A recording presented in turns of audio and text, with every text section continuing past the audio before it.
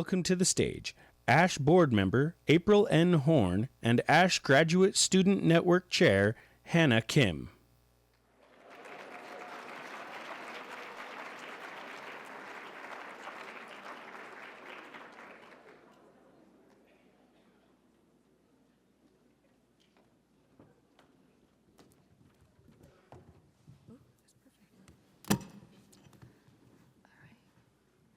Good morning, everyone, and welcome here. My name is Hannah Kim. I use she, her pronouns, and I have a mid-length brown hair today, and I'm wearing black blazer with a white top and black pants. Hola, mi gente. Hello and welcome, ASHE fam. My name is April N. Horn. I use she series pronouns, and I'm a cis woman with beautiful brown skin and short black 2C curls.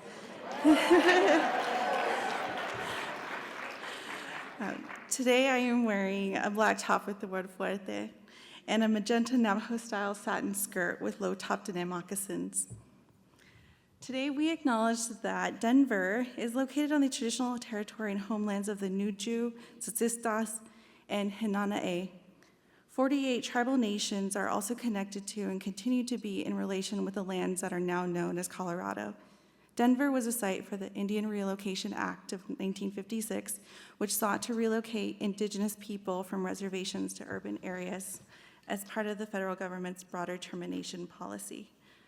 We honor Denver's thriving indigenous community, comprised of citizens of tribal nations from across the country, and commit to supporting indigenous sovereignty and ongoing relationship to place and land.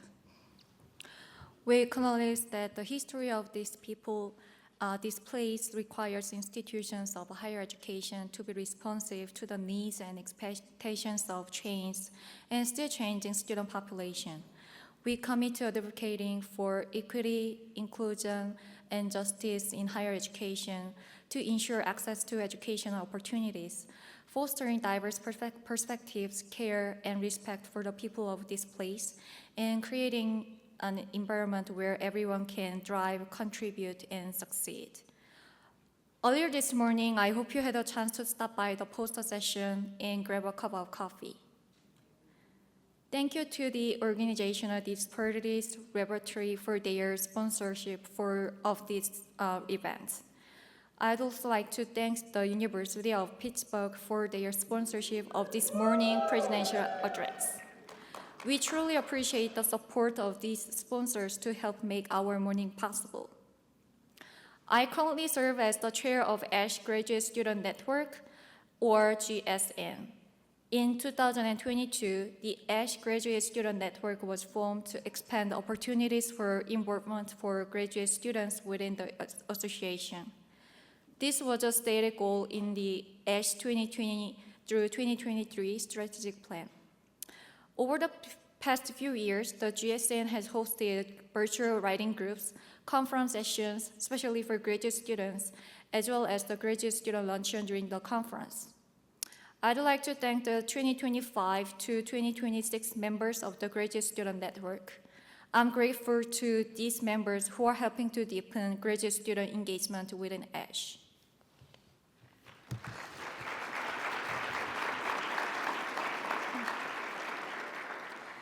I currently serve as one of 2 elected graduate student members of the ASHE Board of Directors, alongside the amazing Vigor Lam, who sends his well wishes to you all. I would also like to recognize Ebenezer Agoso, who is the incoming graduate student board member for the upcoming term. Graduate students make up about 33% of ASHE's membership, and this week we have about 33% attending this year's conference.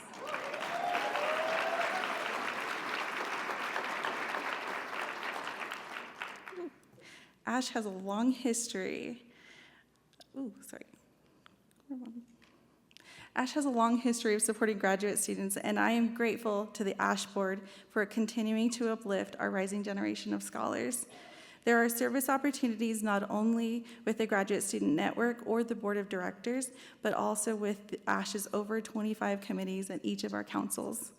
There are opportunities for professional development and mentoring, such as CPPHE's Graduate Student Policy Seminar, CEP's Mentor Protege Program, CIHE's Networking Roundtables, and International Scholars Workshop. Since 2008, ASHE members have been lifting students like me through your care and commitment. Because of your support, over $125,000 in scholarships and research grants have opened doors many of us could not walk through alone. Just as important, your mentorship has given us guidance and confidence when we've needed it most. Every gift and every moment of mentorship truly shape our journeys. Thank you for helping make these opportunities possible and impactful for students like me, and for continuing to open doors for those who will lead. As a reminder, you can stop by the ASHE Help Desk to make a donation and receive a limited edition ASHE at 50 lapel pin. To fellow ASHE grads, I encourage you to get involved in the association as you can.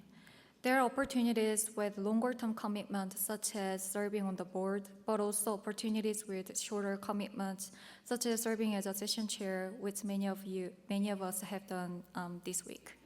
I hope you enjoy the remainder of the conference. Thank you. Please welcome to the stage Dr. Leonard Taylor.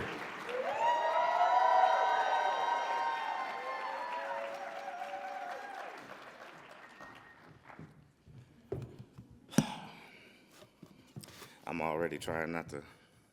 It's already dry in Denver. And I'm trying not to cry in Denver.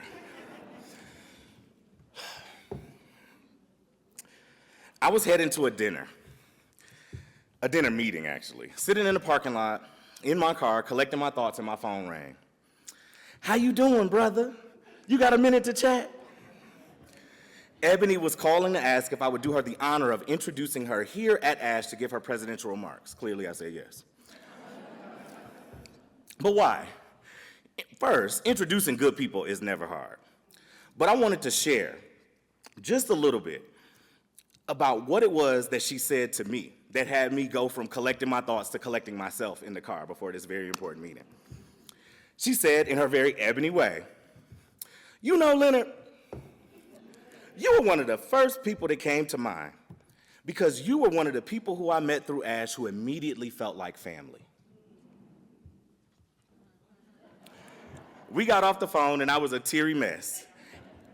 Not just because of that comment, and many of you who were in the Imagine Future's closing reception last year heard me talk about some of my experiences, but Ebony has lifted me up and held me down in this here academy in so many different ways. From gently and lovingly getting me together when I submitted some raggedy and lazy scholarship to her. In my early career, you know. To the ways she spoke in my name, and to the people who had my name in their mouth. In spaces that I was not in. For me, Ebony has represented the best of what ASHE can be. It's important to share that because some of us also know the worst of what ASHE can be. This is the 10-year anniversary of my joining ASHE, my 10th ASHE, and my very first ASHE was actually right here in Denver in 2015. And halfway through that conference, I was confident that I was not coming back. I hear you, Steve. Not because it wasn't a useful space, but because I was immediately confronted by the egos of folks who I didn't know existed before I got on the plane to come. Folks who seemed more interested in knowing if I know who they were than getting to know me and welcome me into this scholarly community. Folks who felt because I was new to the space that I should be moving in a less confident way through it. Folks with lots of style and little substance. Plenty of pomp and little circumstance. The turning point, you heard me. The turning point, however, was the handful of good interactions that turned into many of my very best friends in life, not just in the academy. I was introduced to Jennifer Michelle Johnson. I met Steve D. Mobley Jr. And the next day, at the bottom of the escalator, Dr. Sharon Fries-Britt, who had just bought me dinner the night before after I had crashed a birthday party that I was not invited to, grabbed my wrist, and she said, "You wait right here, I want you to meet someone. Takia, come on down here and meet Leonard." My scholarly spouse, Dr. Takia Nicole Robinson. These are my conference roommates, co-authors, confidants, friends, families, and often reviewer twos. And I share this to say that the best of what ASHE has been for me has always come through relationships. While lots has changed in the field and in our world, the progress that we've made would not be possible without the people behind it. Ebony has reminded us of that. Engaging them as people, inviting them to engage in ways that honor and elevate their humanity and our collective humanity. Ebony has reminded us of that. Not just the arc of change, but the architects of change, the people. Here, Ebony and so many others have taught us that community is an enabling condition for study. So, in the spirit of the theme and paying homage to Ebony, the sister, soror, scholar, doctor, and poet from the south side of Chicago, I'll close with a little spoken word that I call calling. The Association of the Study of Higher Education, we call ASHE, has been and meant many things to many folks, and we call it how we see it. ASHE, when it feels raggedy and irresponsible to the most vulnerable among us. ASHE, when it feels black and life-affirming. And some people don't call it anymore. Some because they are not with us, whether by God's design or their own choice. Some call it home. And some of y'all call Ebony to convince her of this ASHE presidency. So, she answered and has served us well.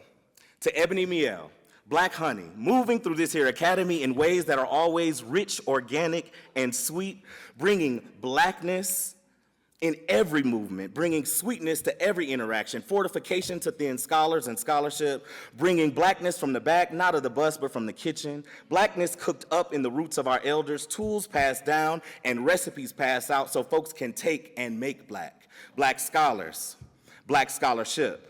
A champion of community, both colleges and people. I first met Ebony in the ASHE Reader. She was giving us things to read. She's given us so much to read. I meet Ebony again every time we talk because she finds new parts of herself to share. A champion of community, both colleges and people. She was called to this work.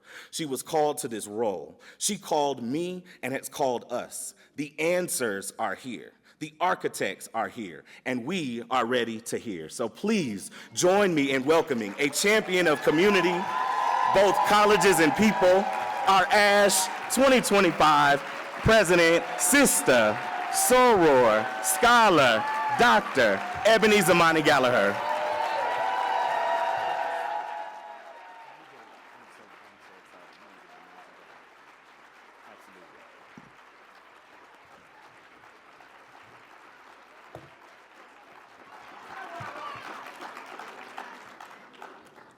Oh, wow. Did he spit on that mic or what? I'm like, are we in Def Poetry Jam this morning? Ta-da. All right. Well, good morning. Good morning. I am Ebony Zamani-Gallaher. I use she, her, hers pronouns.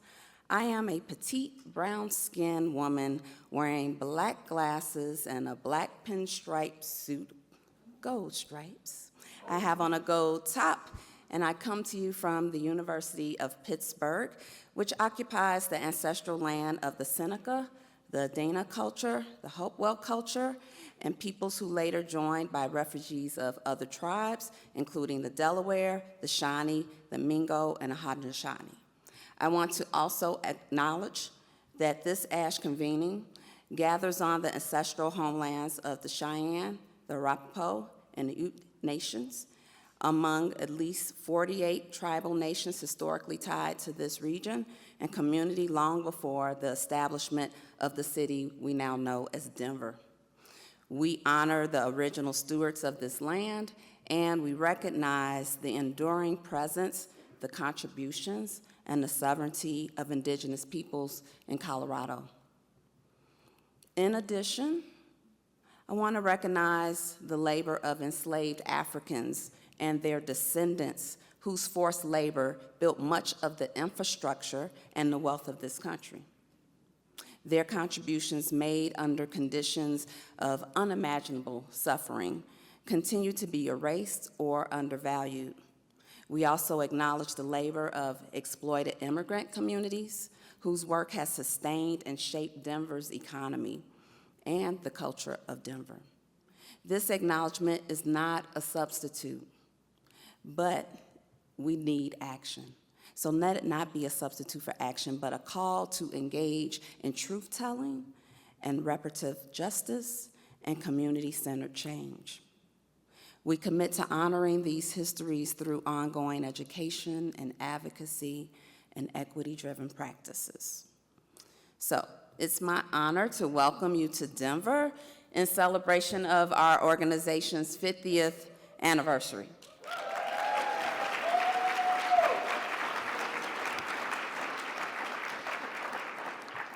Each year, ASHE presidents set the theme and the vision and the cadence for activities that span the calendar year, and that culminates in this anchor activity, which is our conference. And it requires a lot of hands on deck to bring everything to fruition. So I want to begin with some heartfelt thanks.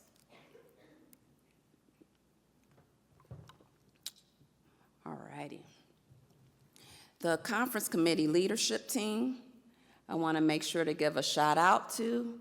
The individuals you see on this slide are the folks that helped me to curate what I think has so far, we're halfway there, been a wonderful experience for us here for our golden anniversary. So I thank you so much, conference leadership team.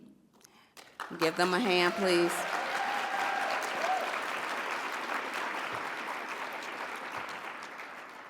And then I want to also say thanks to our attendee engagement committee. Can we give them a round?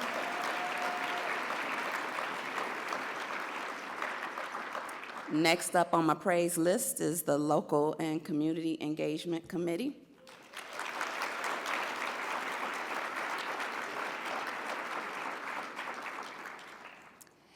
Each year also the ASHE president may have a commission, and so the Presidential Commission Committee, I would like to say thank you to them as well, and our program committee as well.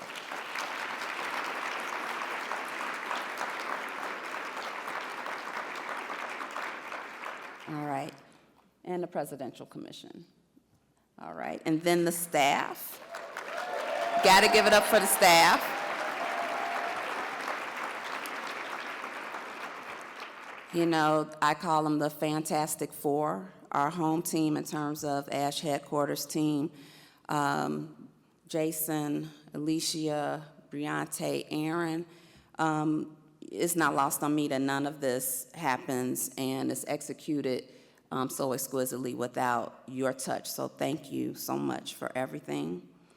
And then again, being in a space of gratitude and being so thankful. I'm so thankful.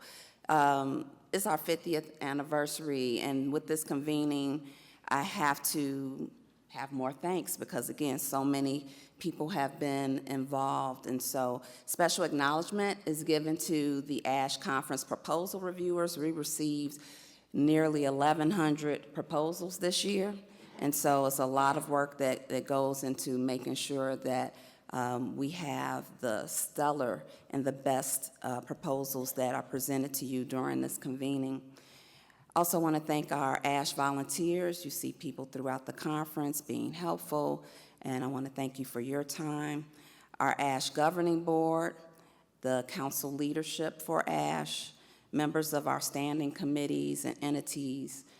Shout out to all of our past ASHE presidents in the House. Yes.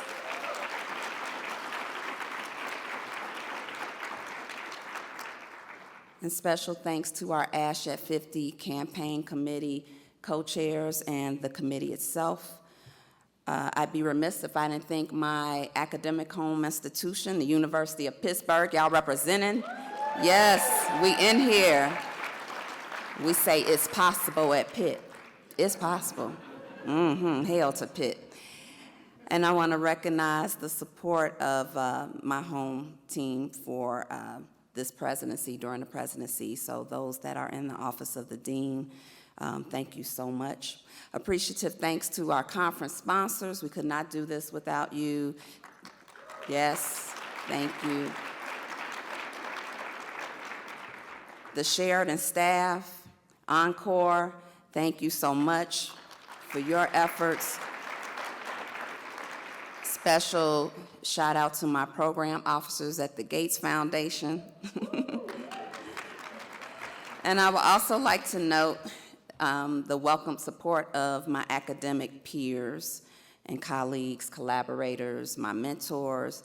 Particularly want to pour into and love up on my community college scholar squad and researchers and community college practitioners. Hugs to my scholar squad. Y'all know who y'all are. And I also want to thank my former and current students, my BFFs that are on the front row, my sorority sisters, my family members, and those that are like family for their support. So finally, I got to do a special shout out to the 3 most important people in my life. James, you are my rock. When I say he ride hard for me, this man don't play when it comes to me.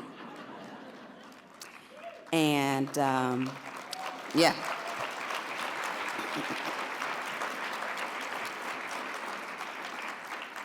You have been a constant, and I just want to thank you for being my certainty in uncertain times. Husband, I thank you for being the, I guess I'll put it this way. Love of my life, you are my friend. Love of my life, on you I can depend, yeah, yeah. All right, let me stop with the Baduism up in here. I love you, baby. I love you. And to my daughters, our Wonder Twins. Y'all, these babies, my miracle babies that were born 3.5 months early, 1 pound each, looking like this bottle of water. When I tell you that I marvel at you, and I thank God for you, and I want you to always know that there's no greater gift in this world than you. Okay, y'all want to get it? Let's get it.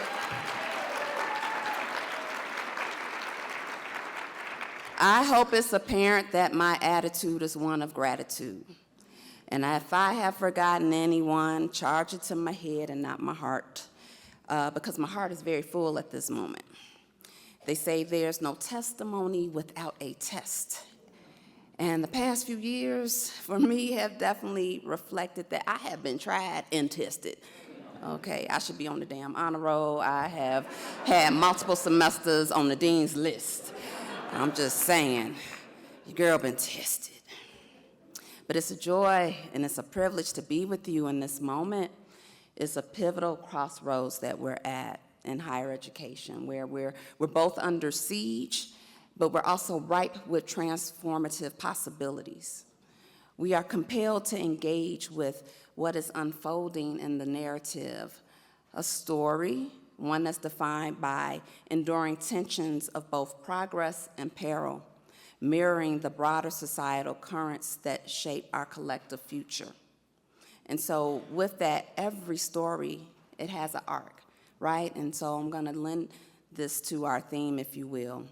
In novels, in movies, or in life, there's a story at the center, right? And so every story arc, as it unfolds, it starts by introducing a central character, one that over time faces important moments, faces a crisis.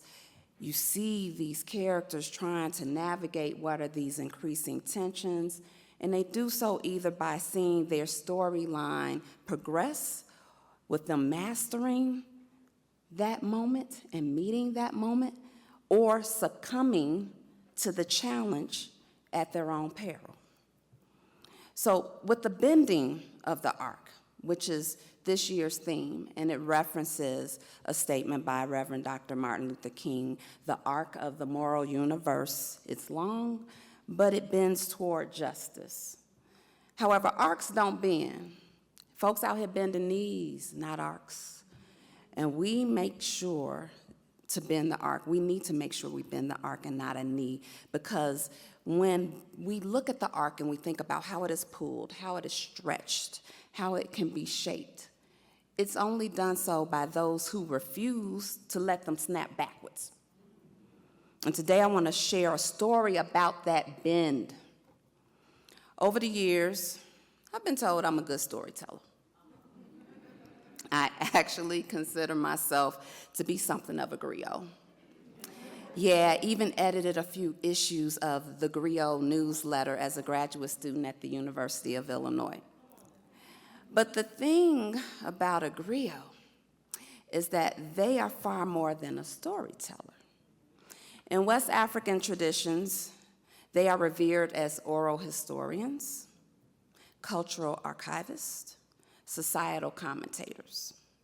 And through spoken word and through music and performance, griots preserve genealogies and recount historical narratives and transmit communal values across generations. As custodians of memory and conscience, they embody the living archive of their people, bridging the past and the present. So what I'm about to share is in part personal, part historical, and part creative perspectives, and I want to talk about that relative to today's arc. I want to address the nature of being a scholar and a leader during these times, and before I dive in, I think I'd like to provide my backstory and my parallel arcs for you. So with my own origin story in terms of planting of the seed, before I was a scholar, before I was a dean, before I carried titles, I was the child of two people deeply in love, and they loved me, and they greatly believed in education. And even without degrees, my parents believed in education. The saying that mothers are the carriers of culture is rooted in both anthropological thought and feminist scholarship, and it reflects widely a held common understanding that across disciplines that mothers play the central role in transmitting cultural values, beliefs, and language and traditions to the next generation. Patricia Hill Collins, in a chapter entitled The Meaning of Motherhood in Black Culture and Black Mother-Daughter Relationships, in the book that was edited by Mary Gurgeon and Sarah Davis. This text was called Toward a New Psychology of Gender in 1997. And then I also want to talk about the book Mothering Mennonites and mothers as transmitters of culture. All right, so my mother was my first teacher. She was a carrier of culture. She taught me to be observant and inquisitive, to be a lover of words, to know my worth, and to speak truth to power. My ma was one of the most resourceful people on this planet. She could turn something out of nothing, and she was the epitome of grace under pressure. And her steering, my learning, was a true act of love.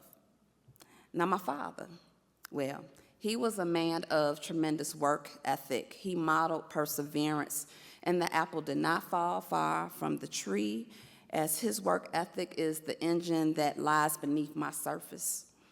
He was a veteran. He served in the Army Airborne Unit during Vietnam. He was a retired Chicago police officer, and from him I learned the value of servant leadership. And at its core, servant leadership, well, it's a commitment to uplift and to place the needs of people and communities above personal ambition. I'm also cut from a cloth where helping others is not ancillary, but it's essential.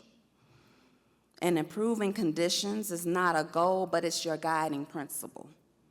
My grandparents, my parents, my aunties, my Titi Ferry in particular, my uncles, my cousins, our family's tapestry is rooted in serving and building environments where equity, growth, and collective well-being can flourish.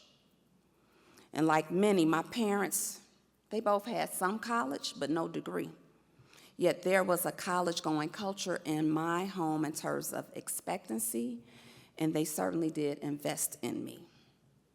So when I think about my arc, me as the character in my own story and my origin story, I have to think about my ancestors as they are the antecedents. And my maternal great-grandmother, who you see it would be your far right, that's Rose.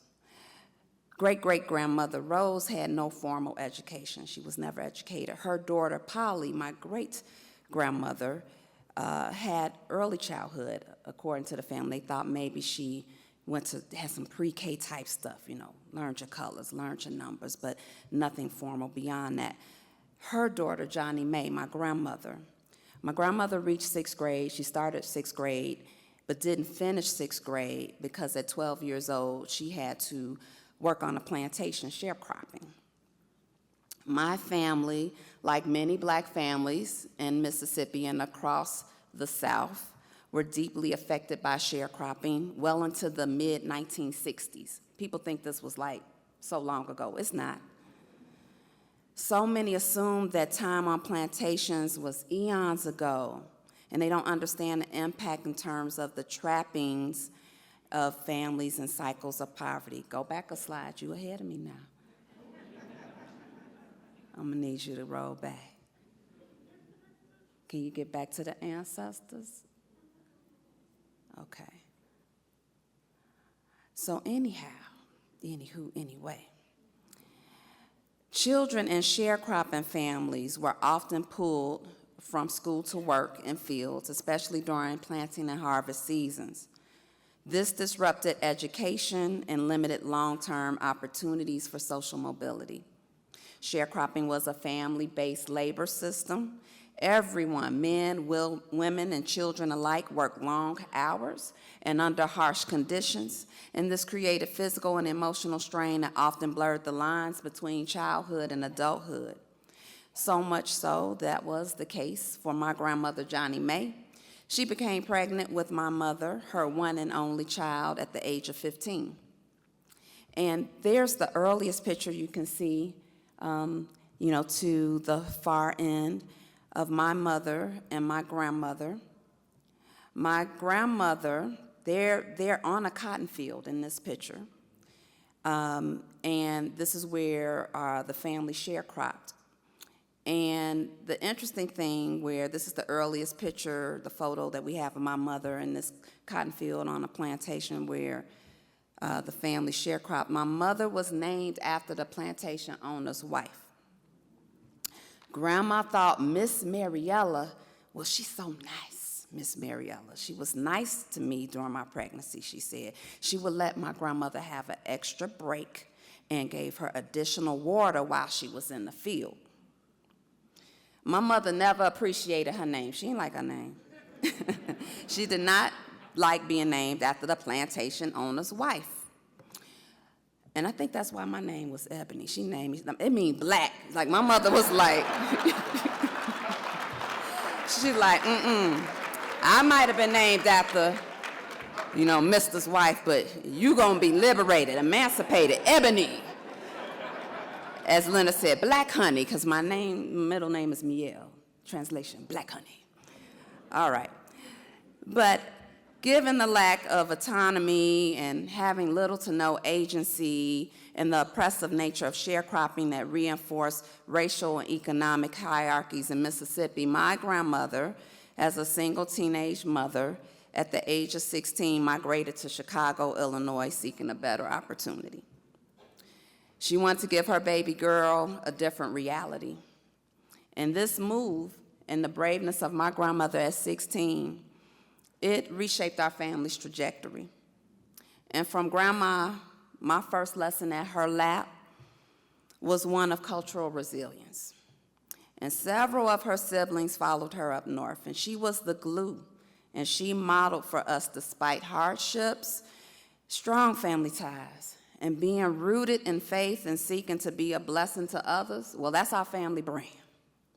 And I stand on the shoulders of a loving family and the extended kinship network that has laid that groundwork for me to stand before you today.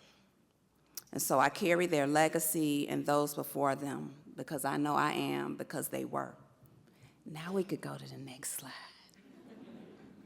So, just kind of coming full circle, or at least, with my own story and character arc, the origin story of me becoming a scholar and a leader. And becoming a scholar and a leader. Because I am, as Jenny, President Jenny, her theme last year was, I am a scholar. Well, I am a scholar. Maya Angelou wrote, I am the dream and the hope of the slave, and like Maya again, at my core, I am a storyteller, yep, a griot. And stories shape the arc of history. My story has shaped me, as I've had working class parents, and we have a value orientation as working class folks, and for educational access and for supporting student success. When I first stepped into a college campus, I was carrying a mixture of hope and curiosity and honestly a little fear. I was aware that the doors that had been opened for me, thanks to generations before me, who fought for access and for equity and for those doors to swing wide open for me, that I had the chance at learning that had once been denied to them. I was aware, too, of the ceilings that still lingered. And I came to higher education carrying the dreams of my parents and others who paved the way before me. And I entered the collegiate context thinking education could be emancipatory. I thought, oh, maybe this is the panacea. But I sensed the contradiction very soon after. Higher ed both empowers and it excludes. Over the years, I moved from student to scholar. I had the privilege of mentoring students and conducting research and building programs and advocating for policies that center just educational experiences and equitable student outcomes. And in traversing the academy, I found my voice not only through traditional scholarship, but through creative expression, storytelling, writing poetry, immersing myself in music and other art forms that spoke to my soul. Those that know me well know I speak in lyrics. I learned that research can be rigorous and that it could be relatable, that it could be epistemological, but it could also be equitable, that it could be empirical, but it could also be expressive. It could be critical, but in that criticality, we could still not be divorced from being compassionate. So as the seed sprouted, and as I blossomed through the various seasons of my career, what I know for sure is that most transformative forms of scholarship are not confined to the pages or the podiums, but it's the pulse. It's the pulse through the arts, it's through the narrative, it's through the collective community. There is an art and science to what we do, y'all, and that's where I located my purpose as someone committed to justice and equity through the artistry of our scholarship. So looking back to look forward and wanting to think about anti-literacy laws, if we look at the early 18th and 19th, mid-19th centuries, Southern states had enacted laws to prevent enslaved African Americans from learning to read, to write, particularly after major rebellions like Stono in 1739 or Nat Turner's revolt in 1831. These laws imposed harsh penalties on both learners and teachers because they were strictly enforced. The resulting literacy gap between whites and blacks extended beyond emancipation through post-slavery policies such as black codes and Jim Crow, and it continued to restrict educational opportunities for black Americans through segregation and the underfunding of schools. So literacy in the U.S. is functioned as both a tool of oppression and resistance, and especially concerning anti-blackness. But despite anti-literacy laws and segregation designed to suppress black voices and black communities, well, they have persevered and have pursued literacy, and literacy for empowerment. The pursuit of literacy has been crucial for self-determination. It has been since slavery onward. A contemporary case in point of the ongoing politicization of education and being literate is Florida's Stop Woke Act. It endeavors to restrict teaching on race, which has led to the misrepresentation in curriculum, limited academic freedom, reinforced racial inequities, racial inequity. This is not about just censorship. It's about control, about who gets to define truth, who gets to speak it, who gets to be seen as fully human in the narrative of knowledge production and dissemination and acquisition. Judicial actions have partially blocked enforcement in higher education of this Stop Woke Act due to First Amendment concerns. However, the broader shifts toward colorblind legal doctrines continuing to erode civil rights protections are there. And stronger federal safeguards for public P20 education, especially in this current climate, well, they're rather dubious. And it's quite regressive what we're seeing in terms of legislative acts that are trending. So let's look back to look forward and think about looking at how we connect this anti-literacy time that we're in to what I'm calling a return of anti-intellectualism. Anti-literacy and the current attack on higher learning we're witnessing is not new. Anti-intellectualism in America dates back to the 18th century.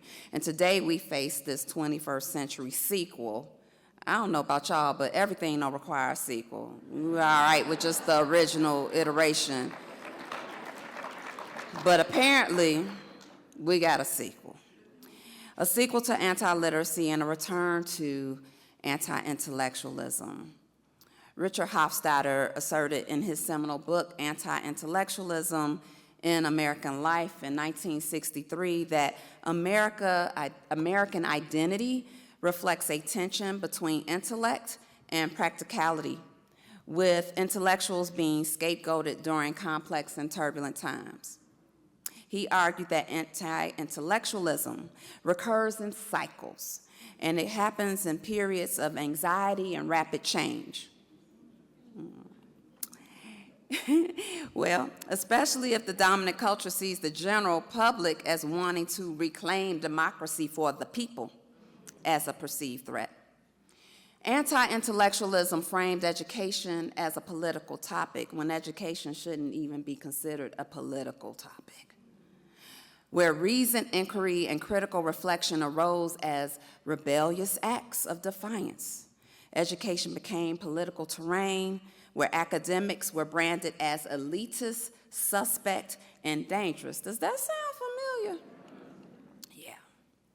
In recent years, there's been a political backlash against expertise, in particular a distrust of academics and institutions of higher learning.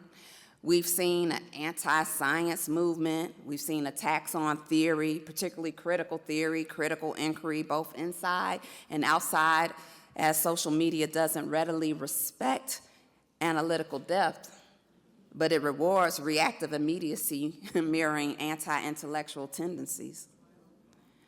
From slashing funding to MSIs and anti-DEI policies, dismantling offices that promote inclusion, and the rollback of civil rights to the attacks on academic freedom and gag orders on teaching, anti-CRT rhetoric, banning land acknowledgments, and discussions of systemic racism and heterosexism and transphobia to active erasure of BIPOC and LGBTQIA folks from curricula and history and culture. There's been massive cuts, right? The cuts in the federal research funding. A lot of it, in particular, has been targeting what are studies that are deemed to be too woke. We're seeing what is not merely policy, but a return to a mindset of suspicion of critical thought, suspicion of complexity, and of justice itself. This is not new. It's not normal. It's not a new normal in terms of sexism and xenophobia to be cloaked in neutrality, to witness whitewashing of truth and replacing of complexity with comfort. It's intergenerational. Our elders fought at lunch counters and marches. We fight in classrooms and in policy meetings. Our students and our children will fight in digital spaces and social movements yet to come. Intergenerational work matters. It is in recognizing what those before us fought for and achieved that we can help future generations continue the vital work that is necessary for moving forward. So in short, this historical rerun, if you will, calls for us to write a different ending. So speaking of writing and endings and what I feel are cultural mirrors of pop culture, I want to talk about and make some parallels, if you will. So anti-intellectualism is resurfaced, yeah. It's alive and well in society and in our academy, and it often manifests a suspicion toward critical thinking, erasure of complex truths, and popular culture provides a powerful metaphor, not only for what it reflects in terms of our present challenges, but also how it connects us to larger realities of an intergenerational struggle against the erasure of truth and the suppression of critical thought. So let's start with Stranger Things. New season's coming out around Thanksgiving, y'all. Yeah. I don't know about you, but I feel like the upside down lately. Stranger Things depicts the upside down as this distorted reality, right? This version of reality that is distorted. And it's similar to how some of our campuses invert truth, and how this administration is banning certain words. They're like 4-letter words. I feel like I need to be a EP with parental advisory lyrics taped across my mouth. So let's talk about Get Out. The sunken place. Kind of feel like that about now. The sunken place represents being silenced and being powerless, an experience that is familiar to many scholars and students right now, whose voices and whose work is marginalized and being dismissed and erased. Some of y'all are fans of The Handmaid's Tale. I know my ship Angie loves her some Handmaid's Tale. Gilead. Well, Gilead emerges not through chaos, not just through chaos, but it's subversive. It's through the quiet normalization of that which is perverse. We see versions of that now when anti-DEI laws are justified as neutral, or when we have whitewashed curriculum that is framed as balanced. And then finally, Ryan Coogler's Sinners, y'all. Love that movie. The film Sinners takes us into a world of contradictions where moral conviction meets institutional corruption. The story asks, how do good people operate within broken systems? Because the system wasn't built for a lot of us. So in Sinners, Coogler's story holds up a mirror. And our profession, well, it's full of good people struggling inside unjust systems. Because even in a world of sinners, redemption begins with those who refuse to stop seeing humanity. So I'm pointing to TV shows and films as cultural metaphors that reveal what is at stake. They are all stories about erasure and the fight to resist it. And as academics, we are creators and scholars who can write R-I-G-H-T and write W-R-I-T-E back. Instead of being suspended in the upside down, the power of scholarly creative expression is one way that we can turn things right side up again. So, continuing with what's storied. I need a commercial break. I don't know about y'all, but I'm parched.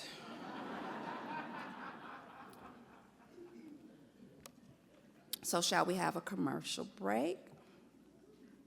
Yeah, we're going to do that just in a second. Because you know what is hard? It's hard to escape commercials. I be trying to escape life these days. My husband, like, you still on that couch watching, binging, just trying to break away, break free. And it gets interrupted by commercials. So when I'm watching standard networks or streaming services such as Hulu or Peacock, I have to sit through the commercials, and notably pharmaceutical ads. An analysis of data by StudyFind shows that, there's a significant presence of pharmaceutical ads. And how significant has this become? Well, let me tell you. Drug companies have invested $3.73 billion in national TV advertising, and that was just from January to August of this year, nearly $4 billion. Lately, I have lamented on how higher education has been plagued with so many ailments, so much so that, y'all, we need an antidote. We need an elixir. We need something for these various ills. We need a cure for all that ails us. And if only there was a treatment plan for what's been making us so sick. I mean, yeah, it's just too much. It's too much. I'm spent, It's always something these days in particular. Look, let me let you go. I'm going to just take 5. I got food I haven't finished. I'm gonna turn on some YouTube.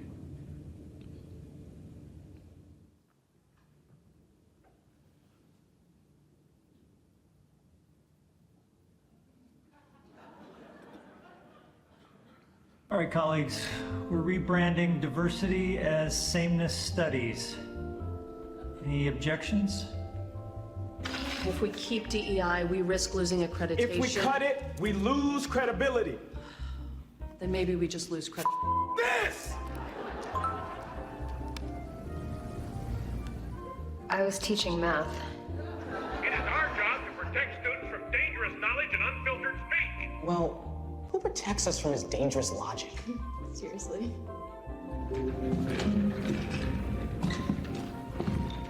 Where's the 1619 project? It's been replaced with the 2025 project. Do you notice history quietly disappearing from reach? It's deleting itself. Has your academic freedom been flagged as inappropriate? They said the Office of Equity is merging with facilities, so... MOPS and microaggressions. Got it. Do you suffer from sudden policy changes and chronic disbelief? They told me my paper on protest movements was too activist. What did you write instead? Parking policies. Are you emotionally exhausted from mentoring in a system allergic to truth? They're questioning tenure now. Wait, you still have that? Do you wake up each morning feeling like you're teaching on borrowed time? Why is it that you're so darn happy all the time? Have you tried Reimagine yet? When taken daily, Reimagine enters the bloodstream and targets key regions of burnout, restoring balance to the prefrontal purpose cortex and gently reducing overreactions to illogical policy changes. When the world's gone wild and your syllabus shrinks, when logic's outlawed and nobody thinks, take a pill for your will, stay woke, stay chill. Reimagine helps you teach what's real. Effects of Reimagine may include excessive calm during faculty meetings, uncontrollable eye rolling at policy memos, spontaneous syllabus revisions, tenure hallucinations, mild accreditation confidence, and rare cases of accidental optimism. Thank God for CVS Rapid Refill.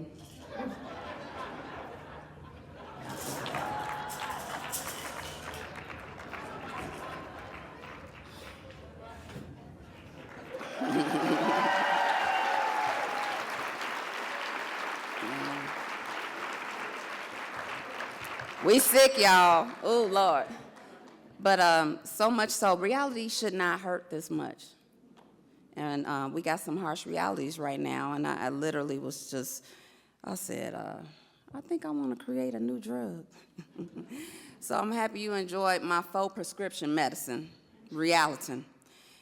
This prescription medicine, in terms of my faux ad, it illuminates how higher education is undergoing seismic shifts, driven by generative AI's disruptive potential and intensified by political retrenchment on DEI and federal oversight. These forces are reshaping the academic landscape, and often in conflicting directions. The landscape is changing at such a rapid pace, and even as someone who isn't an early adopter of AI, I see how it can change and enhance our freedom to scale creativity. And I utilized OpenAI's latest generative video and audio model, Sora 2, to create that commercial for you all that I just showed. It was painstaking, and I had to call in some help because my homie Shafton said, your editing is trash. But we got it together, but I was able to do it, and it was great. But in any event, what I just showed essentially is wanting to give you a case in point as well about how we have to evolve or evaporate, right? I'm a dinosaur, I'm not an early adopter, but as these technological shifts happen and the policy climate changes, we have real issues we're facing, and those are among some that are the most tangible. AI has the potential to be both beneficial and detrimental, and on the upside, when it is well integrated in terms of a structured learning path, it can enhance access, it can help our understanding and learning outcomes, especially for those that are visual and auditory learners. But the downside is that many AI models contain cultural and language biases, disadvantage non-English speakers and underrepresented communities. And while its presence is inevitable, access largely is dependent upon reliable internet, modern devices, and being technologically proficient. And if you're not, then that's only gonna deepen what we see as a digital divide among marginalized groups. This could further exacerbate education and employment gaps as AI reshapes industries, and those without access to training or tools will risk being excluded from new opportunities. And although generative AI provides benefits to education, the autonomy often results in a focus on commercial objectives rather than educational purposes. So with the rise of artificial intelligence posing new challenges and opportunities for academic freedom, we also see it influencing research and mentorship, the classroom dynamics, and more commonly, classrooms and campuses have become the battlegrounds for ideological debates. Faculty and students are experiencing influences from political and social and community factors. The academy wants a space to wrestle with ideas and reflect broader societal division. It's reflecting broader societal divisions. And so the pendulum has been swinging. In history, it teaches us that progress is rarely linear, that the pendulum will swing, sometimes forward, sometimes back, but the arc, it bends toward justice, even if it does so unevenly, and even if it's slow. The civil rights movement and expanding access to higher education, the establishment of DEI initiatives, these aren't just policies or programs, but they're products of relentless advocacy and courage and hope. And each advancement that we've had, well, it has faced pushback. And so if you wonder about the impact of our scholarship, of our work, know that our work offers a foundation as well as a framework for how to take strategic action in moments such as these, in moments of retrenchment that lead to meaningful triumphs over adversity. I've touched on some historical antecedents and the contemporary context of our field and acknowledged the importance of scholarly creative expression. And wholeheartedly, that is one of our superpowers. Scholarly creative expression can aid your resolve, your resilience, offer respite in spite of the jokers that try to jack your joy. I don't know who was at the premiere, so many came to the premiere, but last night of Imagine Futures. That is one example of not letting folks jack your joy and seeing the antithesis of how that comes to fruition, scholarly creative activity. Okay, now, let me get back on script. I had to go ahead and say something about that. So, yes, jokers, they try to jack your joy. And the Joker character, well, we've seen that one in stories from time to time, and every story has characters who change and characters who refuse to, and we wish they would. We must decide who we are in the story. What's the narrative? Is there a counter-narrative, or is it just counterintuitive? Are we bystanders or protagonists? Are we archivists of injustice, or are we the architects of possibility? Because each time progress is made, please know that forces of fear are regrouping. And every time the arc bends backwards, and every time folks want to capitulate and bend a knee, well, they could just catch these hands. They just catch these hands. They catch the hands of our students and scholars and communities that are pulling it forward again. Because we really need to be more hopeful. So where do we go from here?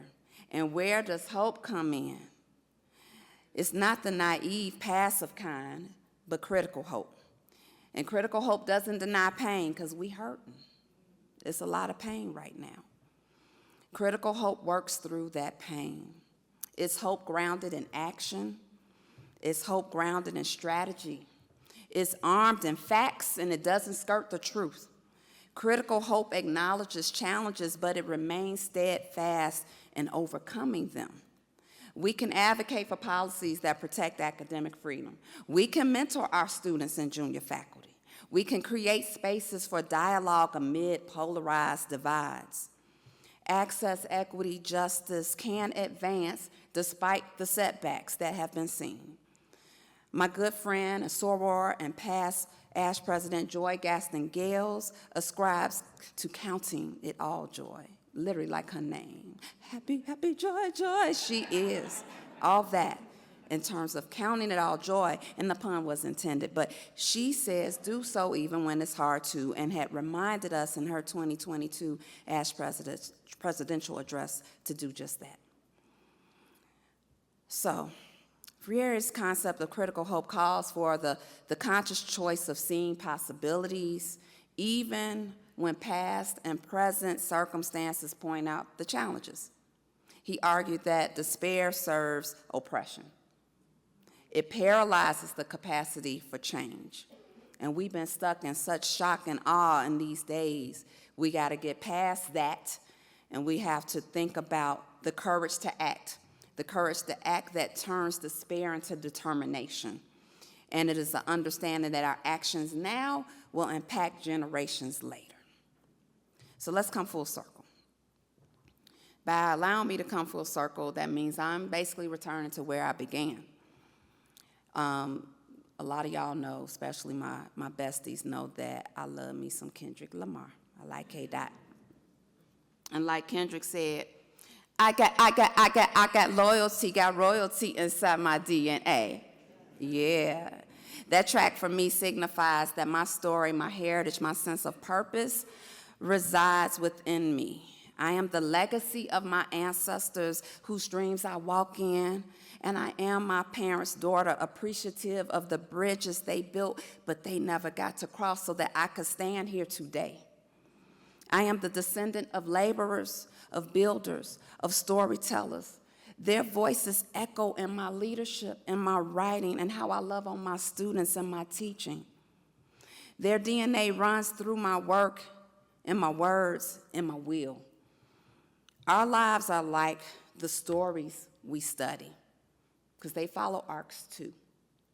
As scholars, we carry lineages of thinkers and artists and archivists and activists, because it's in our intellectual DNA. And through each of us, the arc keeps bending. That's why I believe in the artistry of scholarship as a valuable form of creative expression. Scholarship just isn't analysis, it's creation. You are being creative in our enterprise as you do that work. it's imaginative, it's resistance. And through our work, we make visible what has been rendered invisible. We lift the veneer off of that invisibility. Because data without a story is hollow. We unveil multiple truths and tell truth to be felt, but making sure that it also is heard. I hope that as I continue in this work, that the student in me, that girl that stood first time on Western Illinois University's campus in awe, that I can find that girl again and talk to her and say, as a student, you know this is intergenerational. And what you're gonna experience in these ivory towers it's not just personal, but it's the result of countless struggles and victories and lessons from those that came before you. And so it is the responsibility of us in this room to ensure that the next generation inherits opportunity and not fear. That you all see the possibility and feel the promise. And as you feel that promise, you not be punctured or be on the precipice of peril. So right here and right now, we are watching history repeat, not as memory, but as policy. Remember, the bend in the arc doesn't happen automatically. Remember not to bend the knee. But it happens, this bend, through courage and creativity. And as scholars and leaders, as advocates, we have the tools. They're in our kit. And we have an imperative to bend the arc even when it feels like that joker might snap. And we do so when we teach and when we write and when we create. And creating in this moment, at this time, well, that's a radical act of optimism. And as we are affirming that to be an educator is something of a calling, understand that being an educator isn't just a job, right? It's our calling and it's our covenant. So I'm inviting you to do so through our scholarship, not in a way that just merely interprets the world, but transforms it through leadership that listens deeply and acts justly and mentors boldly and teaches courageously and advocates fiercely. So the bend in the arc. And who are the architects? Well, as a child, you know, I loved cartoons. And as an adult, I appreciate animation. I like Boondocks. My good friend Darren gifted me a Boondocks t-shirt yesterday. Thank you very much. And I like South Park. And I like Spider-Verse, the Miles Morales version of Spider-Man. I like my Spider-Man melanated. I'm sorry, I do. Representation matters. But these shows explore social themes of identity and belonging. They critique race and class and politics and media. And being the self-proclaimed griot that I am and wanting to be the architect of my own life and world and leave the place better than I found it, I can appreciate the social commentary and the visual storytelling of animation as a genre. It aligns with my own conventions. And so if I were to pitch a new adult animated series, I think I would want it to have a distinctive tone that is that mashup between, you know, the Spider-Verse and Boondocks. I would want it to blend social commentary with satire, but mostly I would want it to be something that rings true of optimism. Yeah.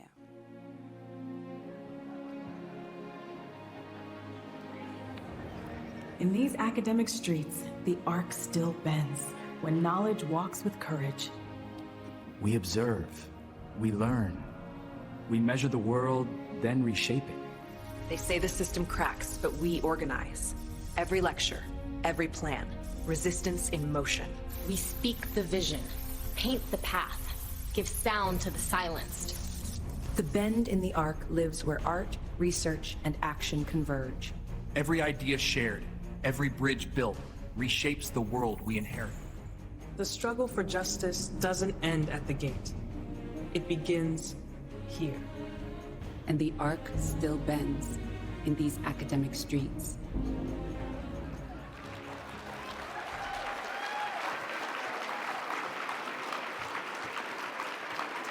So that's my faux trailer. You know how Netflix is like, next season, next episode. So that's my faux trailer.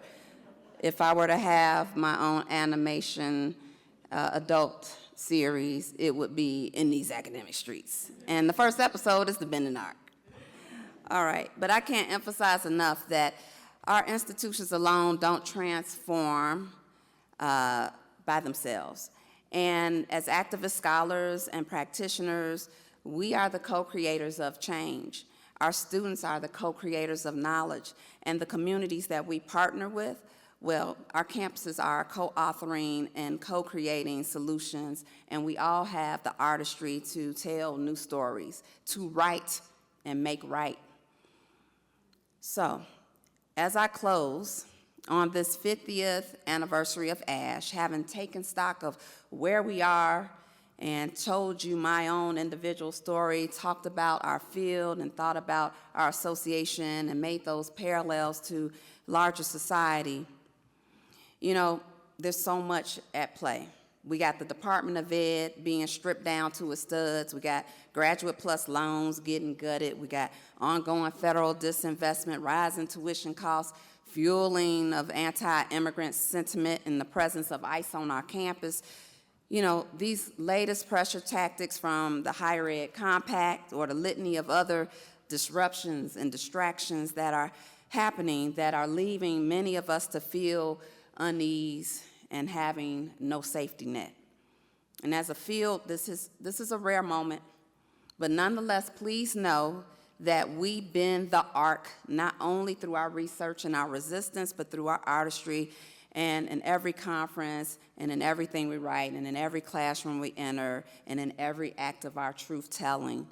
If the moral arc of the universe bends toward justice, then as scholars, y'all, we are the blacksmiths. And we can choose to lean into that bend, even when it's hard and even when it hurts. So let's give rise to optimism. As we celebrate the association's golden anniversary, we are reminding ourselves to try to live our lives like it's golden, right? Don't let these jokers jack your joy.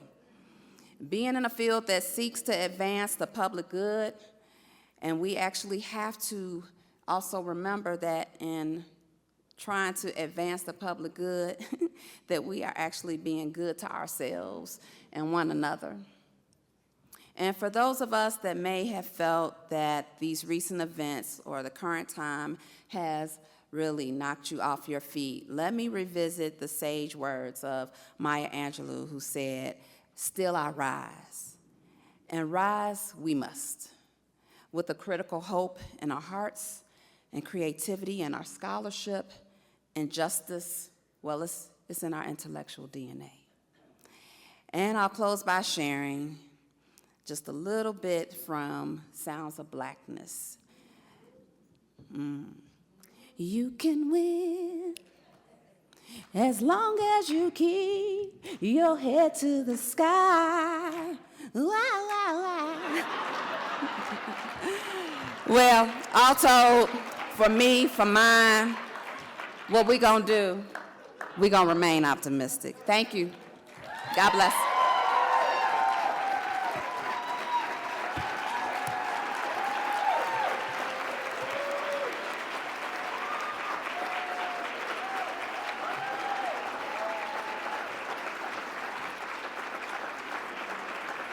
Please welcome to the stage ASHE 2025 Program Committee Co-Chairs, Drs. Tanisha Lane and Marissa Vasquez. Please join us in welcoming invited members of Alpha Kappa Alpha Sorority Incorporated as they celebrate ASHE 2025 President Dr. Ebony Zamani-Gallaher.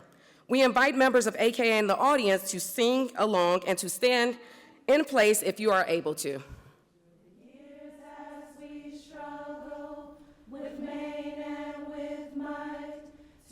Capture a vision fair.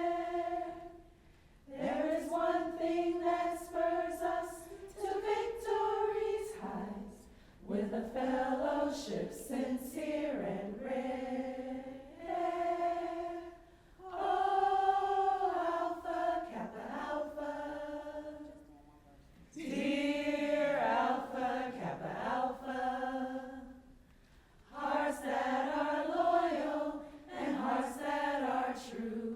By merit and culture, we strive and we do things that are worthwhile. And with a smile, we help each other, for we know there's no other like our sisterhood. Alpha, Kappa, Alpha.